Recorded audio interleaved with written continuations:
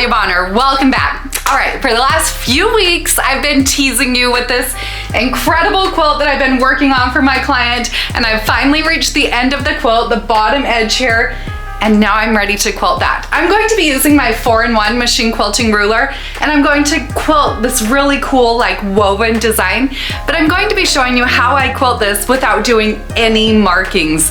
Really, you just need your 4-in-1 machine quilting ruler and you can quilt out this design.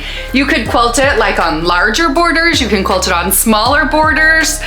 Just a really fun way to use machine quilting rulers to do a little bit of quilting. But I know somebody's going to ask, so before you do ask, I'll just answer your question for you. Yes, this quilt is absolutely amazing and incredible, and I will be sharing my full process of machine quilting this quilt soon in the Piece and Quilt Academy. So if you've not yet enrolled in the Piece and Quilt Academy, like run, because essentially it's like hanging out with me here in the studio as I walk you through my process of custom machine quilting. I'll walk you through planning. I share the real stuff, the mistakes that happen, the thread breakages, but also all the really exciting, awesome, and inspirational stuff. It's my favorite place to hang out, and it's definitely full of loads of inspiration with over 160 videos in there right now. Plus I add 2 new ones every single month. So enough with that. Let's hop down here and let's do a bit of machine quilting.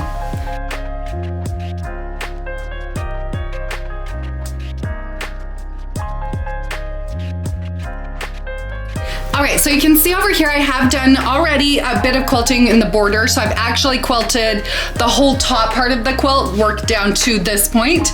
On this quilt, through the body of the quilt, I did use So Fine color number 402. It's an off-white thread. And then here in the outside border, I have switched thread colors both on the top and on the bottom to a black So Fine, and then I have a pre-wound Super Bob Black in my bobbin.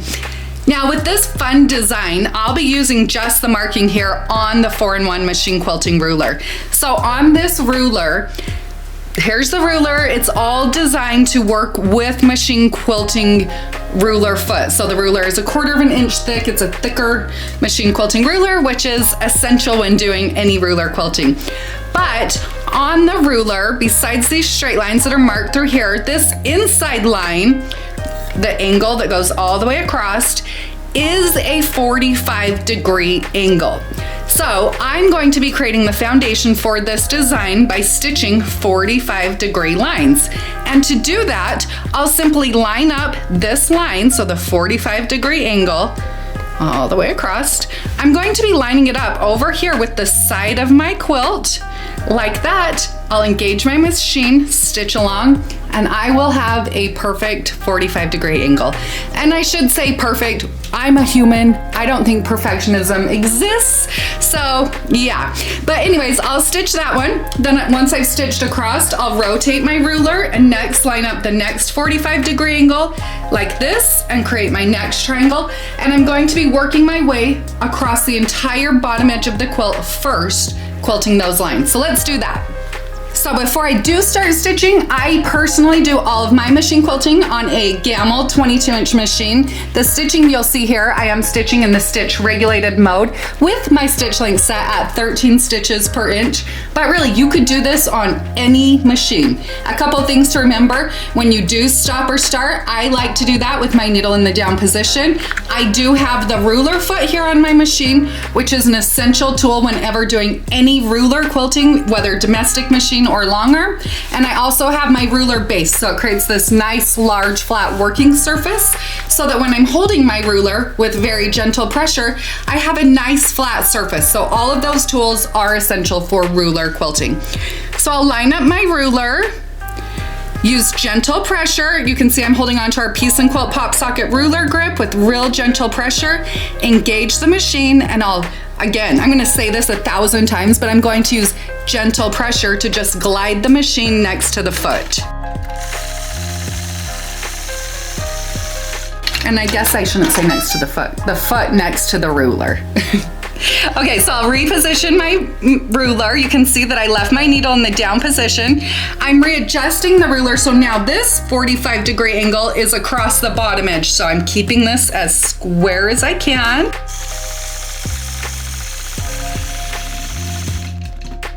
Now I'll reposition the ruler again, so lining up that 45-degree angle along that bottom edge of the quilt. Engage the machine, stitch.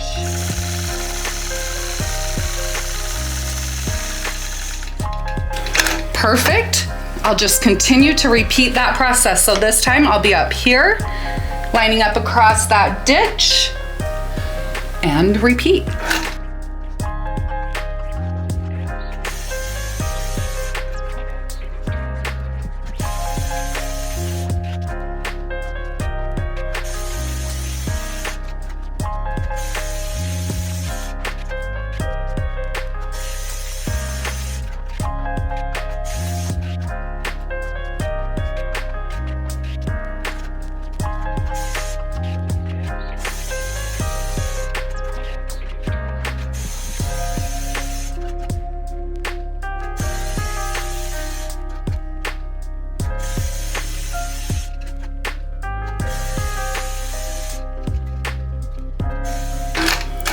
Okay, to now really add kind of this woven look to it, I'm going to start to fill in the triangles that I've created with straight lines. These straight lines are all going to be evenly spaced a 1/2 inch apart. So I'm going to be using the markings here on the 4-in-1 machine quilting ruler. This first marked line right here is the 1/2 inch marked line. Grab your ruler, you can see it really good if you're looking at your own.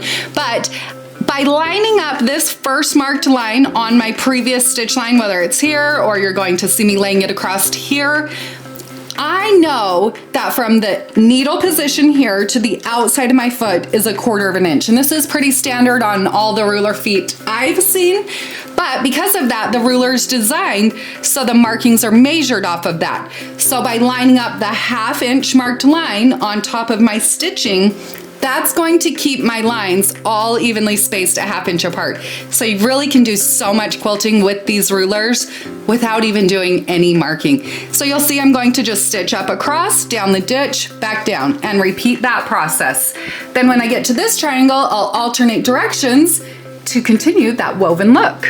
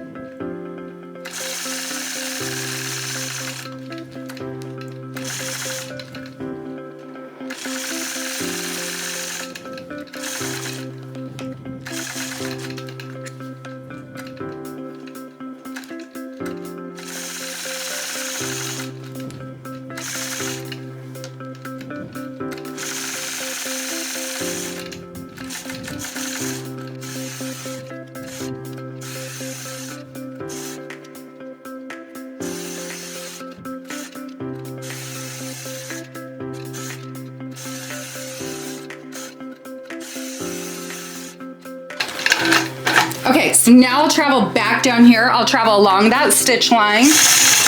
You know, I could go right into this next one, but there's something about my brain. I've got to go in order.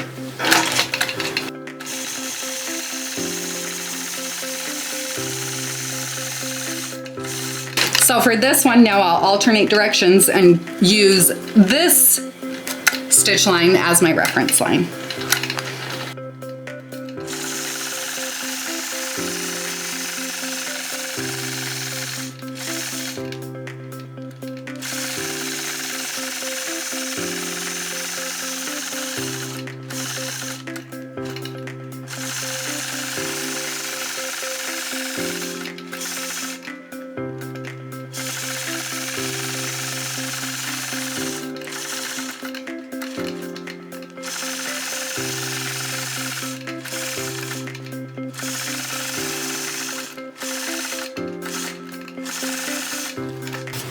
I love it. Okay, so I'm going to repeat that across all those triangles.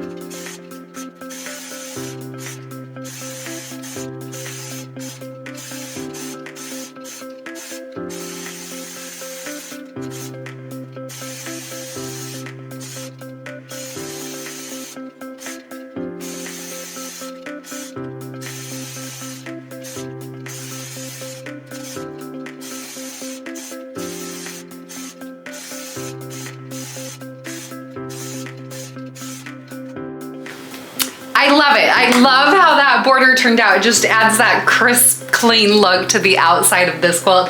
And like I said, I'm obsessed with how this quilt turned out. Make sure you do check out my full process of custom machine quilting this incredible quilt in my brand new Piece and Quilt Academy video. And you can find all the details over on our website, pieceandquilt.com. But in the meantime, before you go over there, don't forget to hit that subscribe button, and I will be back next week with another fun machine quilting video. See you later.